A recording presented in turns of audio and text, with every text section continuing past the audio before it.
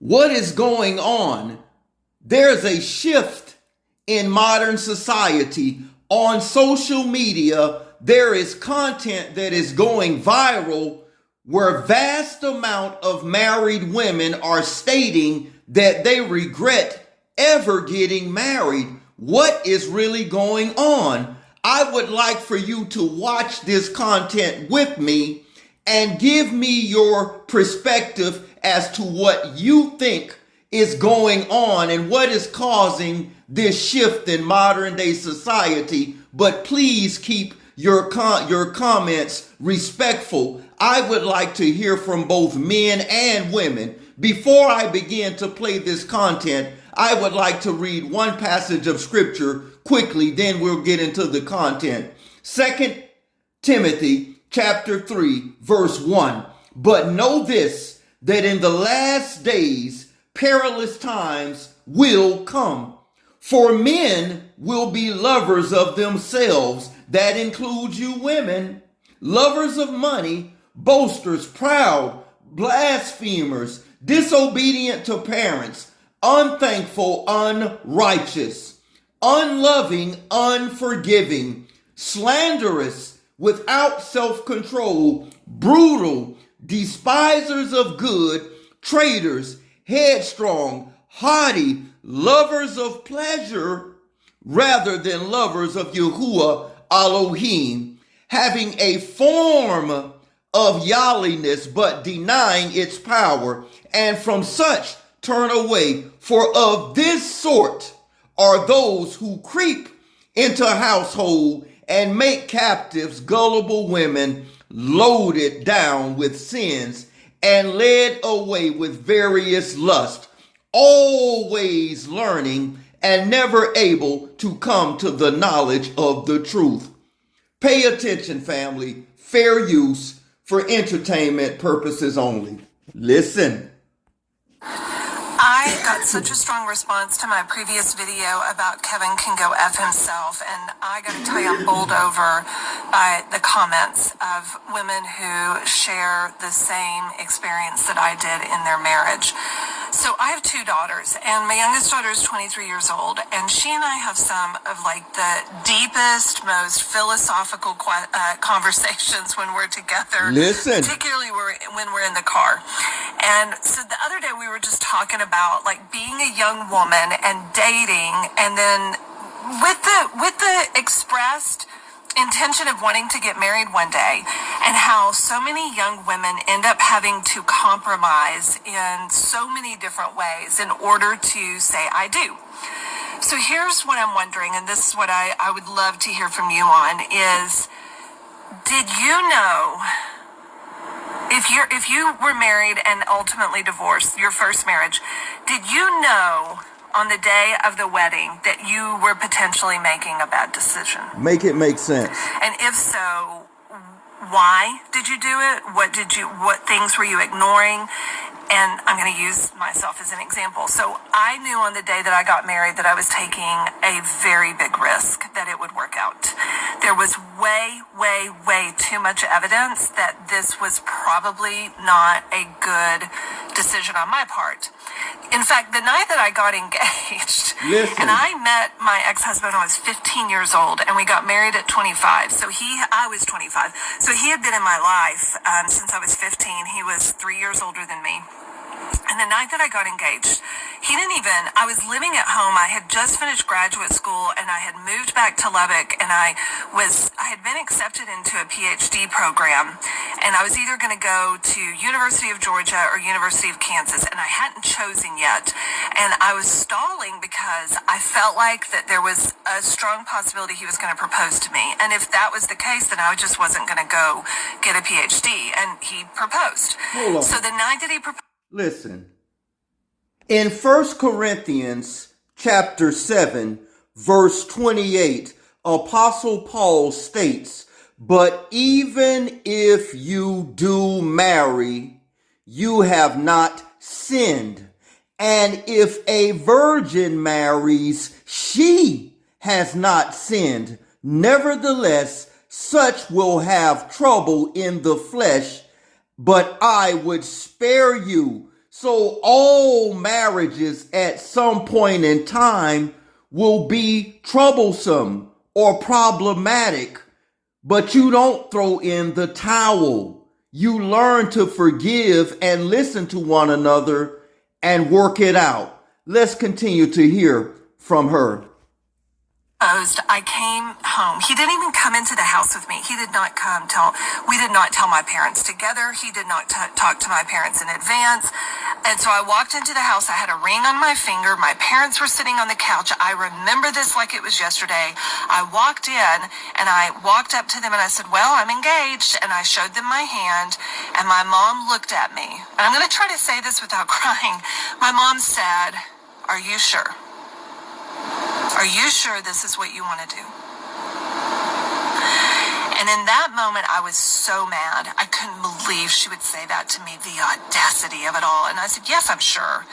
And I was like, yes, I'm sure. And she never said another word about it after that.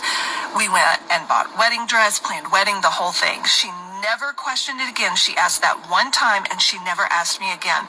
And here I am all these years later and my mom is no longer on this earthly plane. Listen. But I think all the time I give her so much grace for what that must have felt like to be my mom and my dad, knowing that I was probably not making a great decision. Now, I said in a previous video, I don't regret my decision.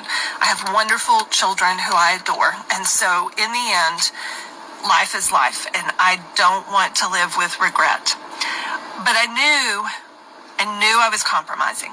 I knew that I was abandoning some of my core beliefs and values in order to be in that marriage.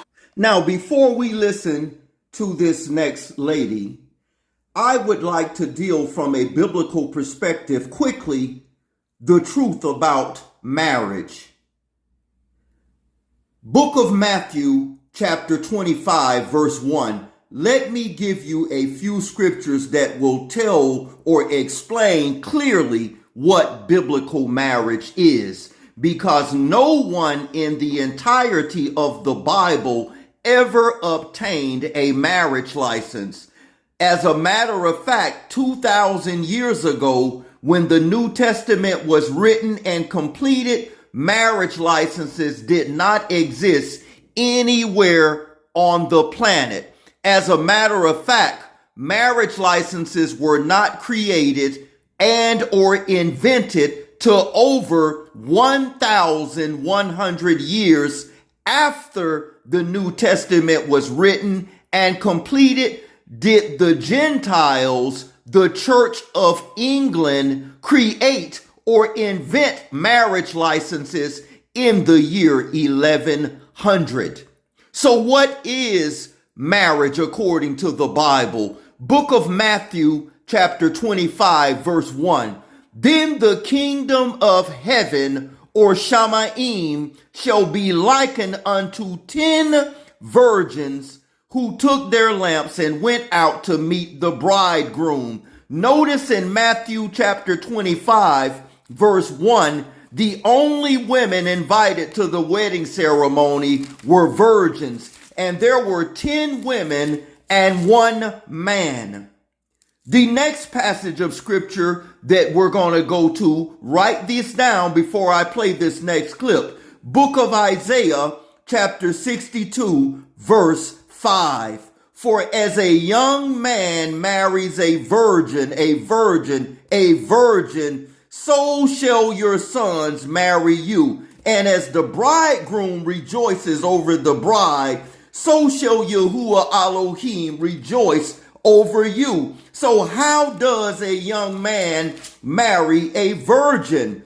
Book of Deuteronomy, chapter 22, verse 13. If a man takes a wife and goes into her and detests her, Deuteronomy 22, verse 14, and charges her with shameful conduct and brings a bad name on her and say, I took this woman, and when I came to her, I found that she was not a virgin.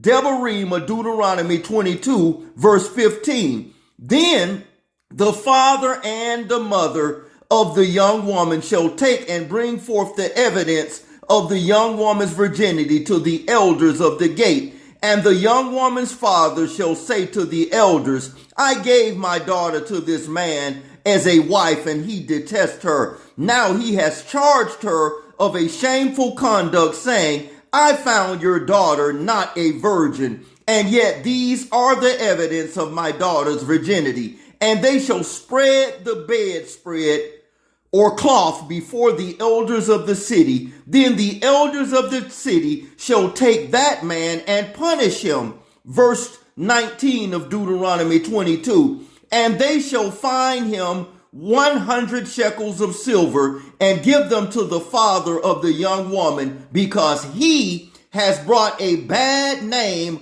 on a virgin of Israel. Deuteronomy 22:19. And she shall be his wife. He cannot divorce her all of his days. But if this thing is true and the evidence of virginity are not found for the young woman, verse 21 of Deuteronomy 22, Devarim 22:21 reads, they shall then bring out the young woman to the door of her father's house, and the men of her city shall stone her to unaliving with stones, because she has done a disgraceful thing in Israel to play the loose woman in her father's house. So shall you put away evil from among you. So the only women invited to the wedding ceremony were virgins. And when his skin pin broke her hymus and she bled on the sheet, marriage is a blood covenant of which all women were espoused to one husband their entire lives. Let's play this content. Pay attention. On how I knew that my marriage was over, for sure.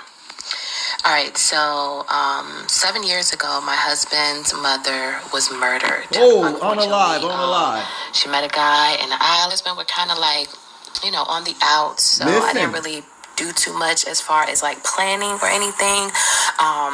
He just set it up with all his family and friends to meet at the location where she was murdered. And comes, his family comes, we're all together. We have the kids with us and everything. Probably about 20 people show up. And we eventually we all walk into the alley, and everybody says something in memory of her. I read a gospel song, Be Encouraged, no matter what's going on. I read that, and then my husband spoke, and this is how I knew. They say, like, when you know, like when you know you're going to be with somebody, and when you know that you're not going to be with somebody, when you know, you know. So my husband proceeds to show love and thankfulness for every single person that was out there. And when I'm like the only one left, actually me and my cousin were the only ones left, he kind of looks around me and then proceeds to be like, yeah, and that's it. And then my cousin, who's highly offended because me and my husband have been together for 12 years. My cousin was actually married to my husband's cousin for 12 years. They're divorced probably like 4 years now. They've been divorced. So he's like in the family. He known my husband before I knew him. So my cousin, after my husband looks around and avoids me and my cousin goes, and so my husband goes, yeah, and cousin Cliff, thank you so much, you always there for us, So we're all like waiting for him to say something about me, but he doesn't. And I knew it before my cousin, before my cousin coughed. I felt it. The thing that went across my mind was, oh, this is the moment. This is the moment that they talk about where you know. There is no way. And granted, it wasn't about me, but he went around to every single even the kids. He said something about the kids, his kids. So in essence, it was over. So she says, And this is not about finger pointing, but we're going to go to the word of Yahuwah Elohim and see what the scriptures or the Bible says. Book of Mark, chapter 10, verse 11. So he said to them, whosoever divorces his wife and marries another commits adultery against her. And if a woman divorces her husband and marries another, she commits adultery. Mark chapter 10, verse 12.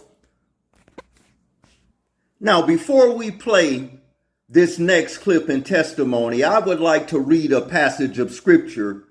Book of Matthew or Matityahu, chapter 19, verse 9. Red letters. So this is Yahushua himself speaking. And I say to you, whoever divorces his wife except for physical immorality and marries another commits adultery. And whoever marries her who is divorced from her husband commits adultery. So marriages, according to Yahushua, the Messiah, is for life. As long as your husband had breath in his body, you were to not deal with another man. Let's play this next clip. Listen. The day that I left my husband. So there is another video that I posted explaining that there was no big final straw with narcissist. It's like all the story times that I'm doing, it's all of these things leading up to this moment of just completely controlling me, verbally and mentally abusing me, just a bunch of stuff. And the main thing was that I didn't want my son to grow up in this environment. Family, there is always two sides to every story. I'm not saying that I or we should not believe her testimony and what she's saying, but there's always two sides. That's why when you go to court, the judge asks one side to hold their peace while the other one speaks. So we haven't heard her husband's testimony, so we don't know if what she's saying is 100% true. Not saying that she's not telling the truth, but until we've heard his side, you know, I would take it with a grain of salt is all I'm saying. Let's continue. So my son was about a month old, and I had been planning this since the day he was born, because I really had like a realization moment of, yeah, no, my son's not going to be a part of this. This is stopping with him. Like, he will not grow up and be the same as his dad. So I like planned this conversation and this date, and of course I had chickened out so many freaking times doing this, but I was like, okay, no, this is the day you're gonna do it. I called my parents and told them what I was doing, just for like accountability, so I didn't chicken out again, because I was like, well, you told your parents you're gonna do it, so now you gotta do it. And they were expecting me to come the next day. It was like a whole thing, and it was just like a perfect storm of like, he got home from work and he was pissed at me for who knows what reason. He was just mad at me that day. And I was like, yep, you're going to do it. Like, this is just proving that you were in the right and you were going to do this. So that night, it was maybe like 7, 8 o'clock. I was like, hey, I really need to talk to you. And I sat him down and I told him like some like reasons, which were valid reasons, but it's like, I don't have time to explain to you every single story of why I'm leaving you, because number one, you'll disagree and say it was my fault. Most likely. But I just told him like a couple of things, like, you never make time for me, you treat me like I'm stupid, like, just stuff like that. Of course, he completely disagreed and was like, I'm done having this conversation after like 3 hours, and slept on the couch. And I went to sleep that night. Of course, I was very emotional, cried all night, but I was like, nope, you're gonna stick this out, you're gonna do it. So the next morning I got up and I packed a suitcase, and the whole time he's talking to me being like, I just really feel like you're overreacting, like, come on, like, we can work through this. Because again, like, I wasn't leaving thinking I'm getting divorced. I really was like, we need time apart. he needs to realize that I'm serious about all these things that I'm saying. And I told him that too. I was like, no, we really need some time apart. Like this time, like I'm actually going. And I did. And I met my sister like 30 minutes away for breakfast and then drove the rest of the way to my parents' house, which was like another hour and a half. And as soon as I got to my parents' house, I completely lost it and bawled my face off for like an hour. So it was a very hard day. Wow. But it was so worth it. Wow. Book of Romans, chapter 7, verse 2. For the woman who has a husband is bound by the law to her husband as long as he lives. But if her husband unalives, she is released from the law of her husband. So then, if Romans chapter 7 verse 3 is powerful, listen. So then, if while her husband lives and she marries another man, she will be called an adulteress. But if her husband unalives, she is free from that law, so that she is no adulteress, though she be married to another man. So if you divorce your husband and you go get another man-made marriage license, which was not biblical, that was created by the Church of England in the year 1100, you can go down and get all of the paperwork you want and change your name a multitude of times. But Romans 7 and 3 says, she shall be an adulteress, though she be married to another man. The only thing that frees you in the eyes of Yahuwah Elohim from your husband is if he passes away naturally. That's why it says, what Yahuwah Elohim has put together, let no man put asunder, which would mean a judge, a lawyer, or what have you. Family members or anyone else should not come between a marital covenant. What is going on? Comment below. Decision fatigue and all those things. And he was saying, oh my Under gosh, the like witness I of deal two with or that kind of three stuff shall at every work. matter be Things established. fall in my lap.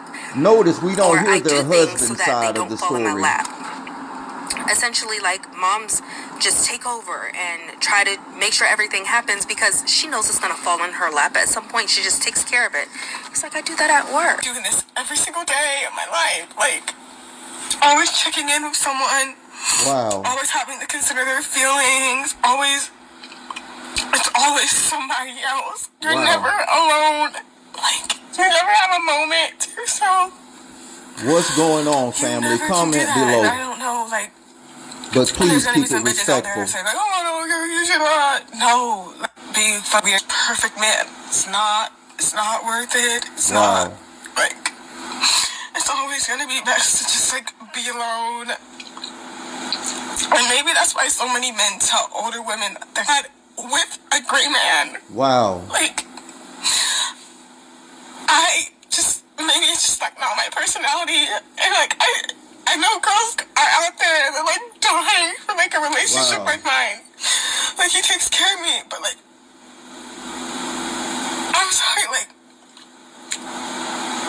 You know the main reason why? She admitted that she has a good husband. What is going on in modern day society? Comment below, family, but please keep your comments respectful. Before I share this next clip, I would like to read another passage of scripture coming from the book of 1 Corinthians chapter 7, verse 10. Now to the married I command, yet not I, but Yahuwah. A wife is not to depart from her husband. 1 Corinthians 7, verse 11. But even if she does depart, let her remain unmarried, or she must be reconciled or go back to her husband, and a husband is not to divorce his wife. That was 1 Corinthians chapter 7, verse 10 and 11. So if they are fatigued or something is going on in the marriage, they could leave, but they could not remarry another man while their husband is alive. Let's hear this next lady. I don't want to be married anymore is because the way that I've been able to make my 17-year marriage work all of these years is by compromising myself. Compromising what I think, compromising about what I value, compromise what I want, compromise the type of relationship that I want to have. Everything has been a compromise, but the compromise has been on my part. Wow. Me adjusting, changing, doing things differently to please my partner and to make the family as a whole work. And I just know that it's just not the right thing to do anymore.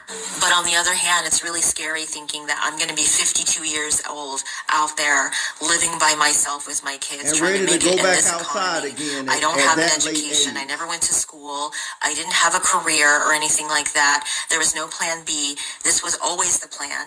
Be married, stay married, raise a family, and just stay together and make it work to the end. I'm taking a huge risk. Wow. And sometimes I question whether it's the right thing to do.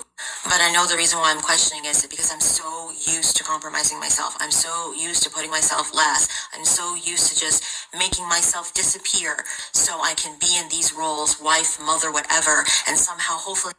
1 Corinthians chapter 7, verse 28. But if you marry, you have not sinned.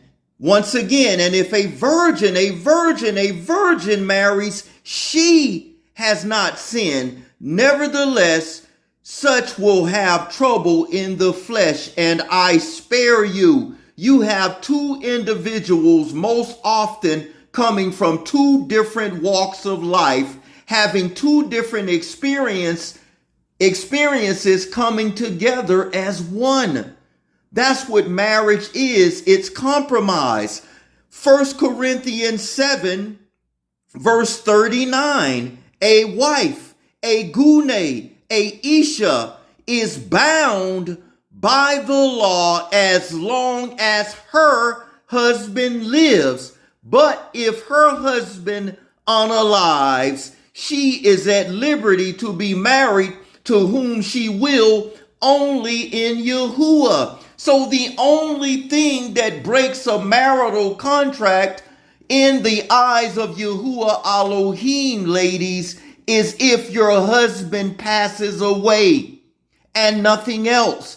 If you remarry or start another relationship while your husband is alive, you shall be considered an adulteress in the eyes of Yahuwah Elohim. And a man that takes a woman who was married to another man and the man is still alive, the moment you connect with her, gentlemen, you are an adulterer and she is an adulteress. Let's continue. Make other people happy, and that'll be my life. But that's not the right way to live. I want to find a different way of living. A lot of women are realizing that they were sold a lie. They're now finding out that marriage was a scam designed to give the poorest man a maid. They're now finding out that chasing the approval and acceptance of men made them pick-me's. They're now finding out that the best years of their lives have been wasted on men who never loved them. Some of them are finding out. Make it make sense, family. What is going on? In the book of Genesis, before we continue to play this, book of Genesis or Bereshit chapter 2. Book of Genesis or Bereshit chapter 2 verse 20. So Adam gave name to all the cattle, the birds of the air, and to every beast of the field. But for Adam there was not found a helper comparable to him. And Yahuwah Elohim caused a deep sleep to fall on Adam, and he slept, and he took one of his ribs and closed up the flesh in the place. Then the rib which Yahuwah Elohim had taken from man, he made it into a woman, and he brought her to the man. And Adam said, now this is now bone of my bone and flesh of my flesh. She shall be called woman, because she was taken out of man. So a woman's sole purpose was created. She was created and designed to be a helper or a helpmate to her own husband. Before I play the rest of this clip, another passage of scripture coming from the book of Genesis or Bereshit, chapter 3, verse 10. Verse 9, Genesis 3, verse 9. Then Yahuwah Elohim called unto Ahadam and said to him, where are you? So he said, I heard your voice in the garden, and I was afraid, because I was naked, and I hid myself. Verse 11, and he said, who told you that you were naked? Have you eaten from the tree which I commanded that ye should not eat? Verse 12, then the man said, the woman whom you gave to be with me, she gave me of the tree, and I ate. And Yahuwah Elohim said to the woman, what is this that you have done? The woman said, the serpent deceived me, and I ate. Verse 14, so Yahuwah Elohim said to the serpent, because you have done this, you are cursed more than all cattle, and more than every beast of the field. On your belly you shall go, and you shall eat dust all the days of your life. Genesis or Bereshit chapter 3 verse 15. And I will put enmity between you and the woman, and between your seed and her seed. He will bruise your head, and ye shall bruise his heel. Genesis 3 verse 16 is why we came here. Listen, ladies. To the woman, he said, this is Yahuwah Elohim, our creator, speaking in verse 16. To the woman, Yahuwah Elohim said, I will greatly multiply your sorrow and your conception. In pain you shall bring forth children, and your desire shall be for your husband, and he shall rule over you. So your entire design, you were created to be a help to your husband, not his competition, not his hurt, not his pain. You are to help him. That is your total design. And you were a spouse to one husband all the days of your life. What is going on in modern society, family? Comment below, ladies and gentlemen, but please keep your comments respectful. Let's continue. That their husbands want the down low. You people about the institution of marriage, and we are pointing out how historically, culturally, systemically, fundamentally that institution has been set up against women and only for the benefit of men. You people say we are better. You people say we are. Listen, with all love and respect, let's deal with some facts. According to worldwide male to female ratio, there are over, listen to what I'm about to say, there are over 80 million more women in the world than men. So how is it that marriage solely benefits men when there are 80 million more women than men in the world? And In some nations and countries, there are more than 16 women to every one single man. And if every man was married, that would mean there would still be between 12 and 15 women that would never have a husband, because the ratio of women to men is far greater. With love and respect, who are the ladies that's telling this side of the story? Let's continue. Single, nobody has picked us. That's why we are doing this. We are trying to, get young women to join in our misery.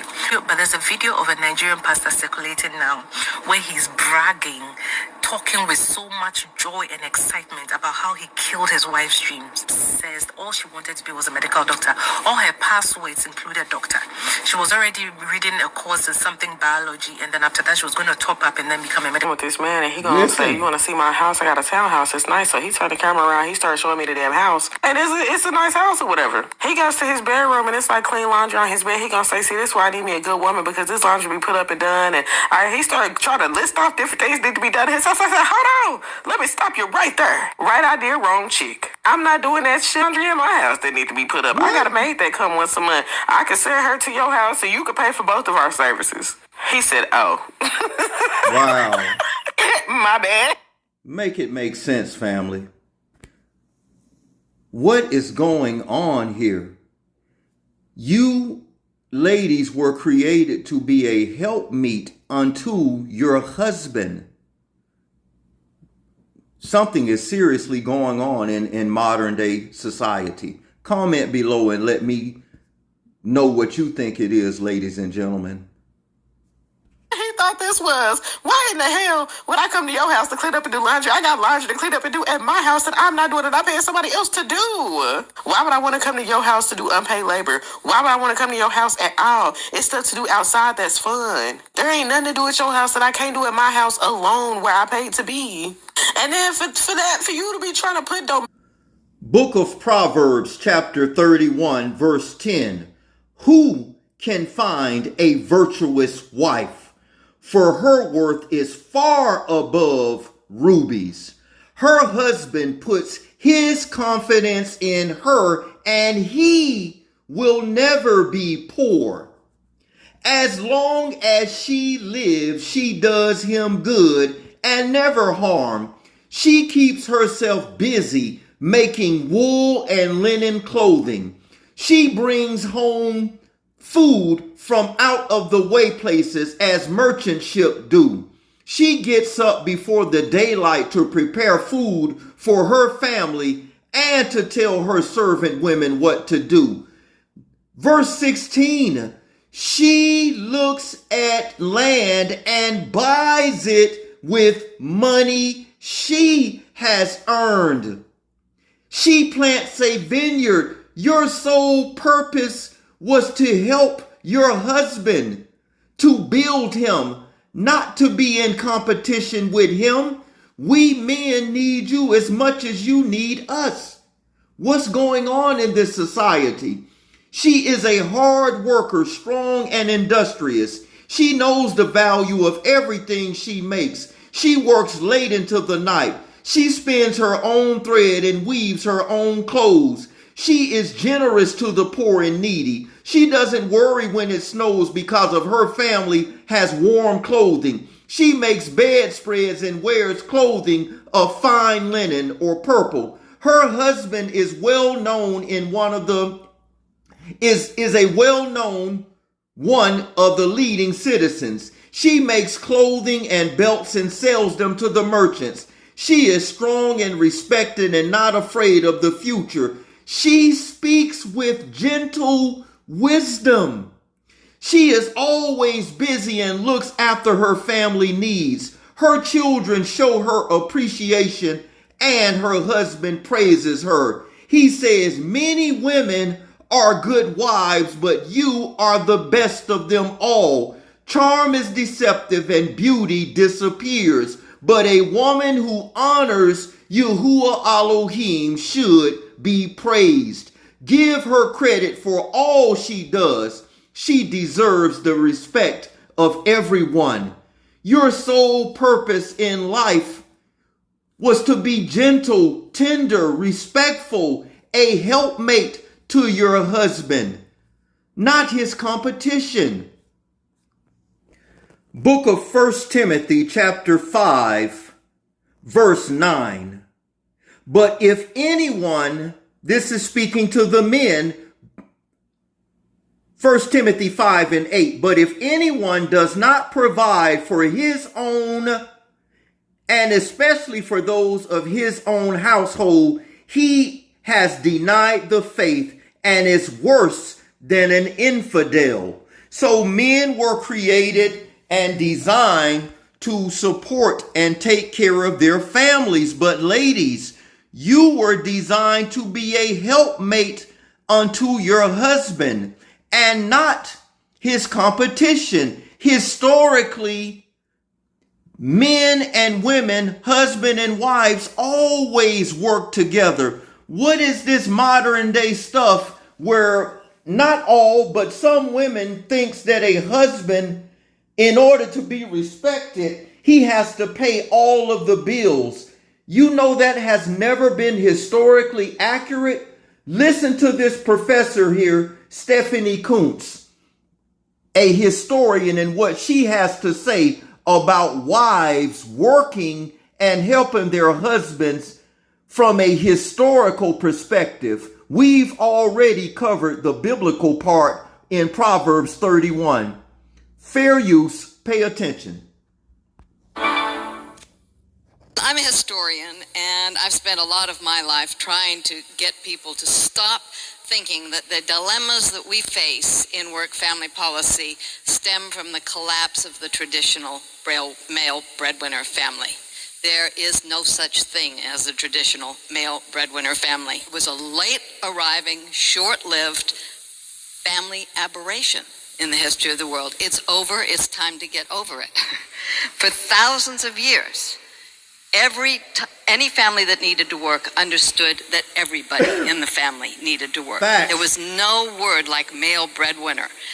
Throughout the medieval, early modern era, colonial America, wives were called yoke mates or deputy husbands, not nurturers. There was a lot of male dominance in the world, but the reason there was so much male dominance through the ages was because men needed the labor of their wife and their children so bad that they had to be the boss. And they had to control them. That was the main reason for it. We need the women now. And women, you need us. And this was true right up until the end of the 18th century.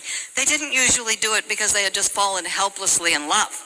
They took a wife because they needed to expand their labor force or their land holdings. They needed to make a political or military or business alliance with the woman's family, or they needed a good infusion of cash, which is why they were often much more interested in the dowry than they were in the daughter. You probably remember the old, it was invented in the 16th century, the marriage ceremony, yes, where the woman promises to love, honor, and obey. That was certainly, obey was a very important part of it. Listen. But the man promises charmingly that with all my worldly goods I thee endow. Well, that was spoken by the wrong gender. Facts. To the wrong spouse. What happened through most of history and what happened until the 19th century was that when a woman married, everything she inherited, brought to the marriage, even her personal jewelry, and anything she earned within it belonged to the man. Why do you think in the 10 Commandments it states, thou shalt not covet thy neighbor's house? Thou shalt not covet thy neighbor's wife. Thou shalt not covet thy neighbor's manservant, his maidservant, his ox, his donkey, or anything that is in thy neighbor's. When a man gets a wife or wives, he begins a possession, as it states in the Apocrypha, and a help unto himself, and a pillar of rest. Your sole purpose, you were created to be his help, not his competition. Let's continue. So male breadwinners were a contradiction in terms. There was no such thing. It wasn't until the 1920s that a bare majority of American children came to live in a family where the husband earned the income, the wife was not working beside him in a small business or on the farm or doing labor herself, and the children were either home or in school instead of in the factories or the fields. Not till the 1920s. That family form backed off, receded in the Great Depression and World War II. It roared back in the 1950s thanks to an incredibly aberrational economic and political situation where a government flush with cash was paying for veterans benefits to 44% of young men starting families, in investing in infrastructure and jobs at a rate 3 times greater than today, combined with the economic boom and the much greater rates of unionization. That was a period when your average 30-year-old man could buy a home on 15 to 18% of his own salary. Facts. Not needing his wife's. That is gone. It is gone And for it's good. never coming back. And yet, it was in that period when we first formulated the work policies, the zoning regulations, the school hours, the social support programs that assumed that this family would last forever. That forever, when a worker went out to work, there would be somebody else at home to take care of the children and do all the chores. For one brief shining moment, we organized the rest of our work policies on that. And by the way, that wasn't such a shining moment. As early as 1960, 90% of American housewives surveyed by the Gallup poll said that they did not want their daughters to do what they did, to marry early. So what is really going on in modern day times? Is there anything new? And as we get ready to close, because I'm noticing the time, and I thank you for spending time with me. I know your time is valuable and precious, and I respect you, and I greatly appreciate you spending time with me. With everything that we've covered in today's video, married women, not all, but a vast majority, are pushing content that has gone extremely viral, saying that they regret getting married. Then you have in America 16 million single mothers raising 22 million children by themselves. Then you have a vast majority of married women saying that they wish they would have never gotten married. Then there are over 80 million more women in the world than men, and in some places there are 16 women to every 1 man. What is going on in modern society? Please comment below and let me know what you think, family. Have a wonderful yom or day. Much love, family. Like, share with all you feel that this content would be beneficial to. There is so much more to come. Have a wonderful day. Much love and respect. Until next time, shalom.